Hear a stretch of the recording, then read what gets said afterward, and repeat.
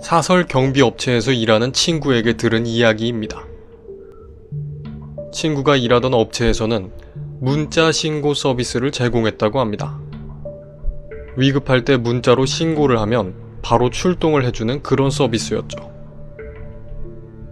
그런데 어느 날 친구가 야간 근무를 하고 있는데 그 문자 서비스의 계기판이 미친 듯이 울렸다고 합니다. 놀란 친구가 모니터를 확인해보니 긴급 상황입니다. 도와주세요. 긴급 상황입니다. 도와주세요. 하는 문자가 순식간에 수십 개나 다다다닥 도착하고 있었다는 것입니다. 놀란 친구가 당황하고 있는데 같이 근무를 하고 있던 고참은 태연하게 앉아있더라는 것입니다. 그래서 친구가 이거 어떻게 해야 하냐고 물었더니 고참은 문자 옆에 뭐라고 뜨는지 잘 보라는 것이었습니다. 그래서 친구가 다시 한번 모니터를 확인하니 문자 옆 송신자란에는 분명 정보 없음이라고 적혀 있었습니다. 계약을 맺은 곳의 번호는 모두 다 컴퓨터에 미리 입력을 해놓은 터라 번호만 봐도 어디서 보내온 것인지 알 수 있도록 시스템으로 정비가 되어 있었죠. 하지만 정보 없음이라면 계약을 맺은 곳 중 어느 업체도 아니었단 소리였기 때문에 그 고참은 그렇게 태어날 수 있었던 것이죠. 하지만 친구는 그렇게 다급하게 몇십 통이나 날아온 문자를 정말 무시해도 되는지 확신이 들지 않았다고 합니다. 물론 경찰이었다면 당연히 출동했겠지만 사설 업체에서 모든 일에 일일이 관심을 가질 수는 없는 노릇이었기 때문입니다. 게다가 안절부절 못하는 친구에게 고참은 계속 태연하게 그냥 장난일 거야. 가끔 저런 놈들이 있어. 하고 말하는 것이 아니겠습니까? 하지만 계속해서 안심하지 못하고 혹시 고객이 미등록 번호로 연락을 하는 거면 어쩌냐는 친구에게 고참은 어쩔 수 없다는 듯이 이런 얘기를 들려주었다고 합니다. 과거에 계약했던 업체에서 큰 화재가 난 적이 있다고 합니다.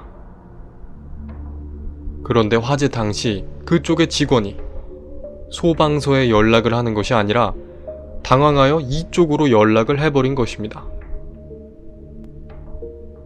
하지만 긴급 상황입니다. 도와주세요. 라는 문자밖에 받지 못한 업체 측은 당연히 평범한 보안 위기 상황이라고 생각해 일단 직원들을 출동시켰다고 합니다.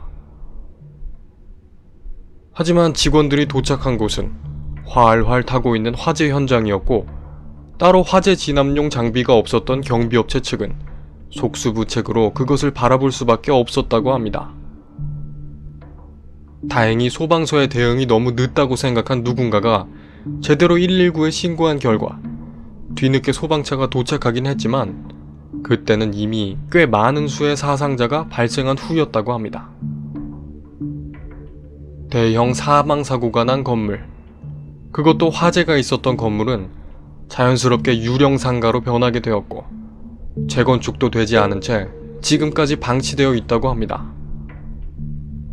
그런데 그 건물에서 지금도 가끔씩 그렇게 수십 통의 긴급신고 메시지가 발신되곤 한다는 것이었습니다.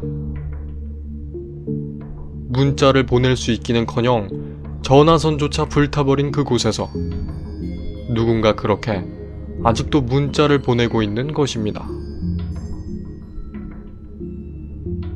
고참의 얘기는 거기서 끝났습니다. 친구가 본 것이 바로 그 건물에서 보내오는 발신자를 알 수 없는 그 메시지였던 것입니다. 자주 있는 일은 아닌데 하필 신참이 보게 될 게 뭐람? 하며 고참은 조금 곤란하다는 표정을 지었다고 합니다.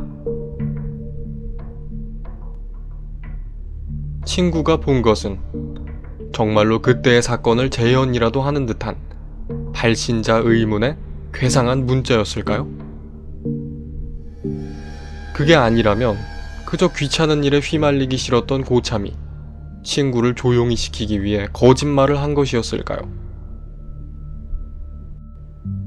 어느 쪽이든 표정 하나 바뀌지 않고 너무나 태어나던 그 고참의 모습이 친구는 아직도 생각난다고 합니다. 오늘의 괴담은 여기까지입니다.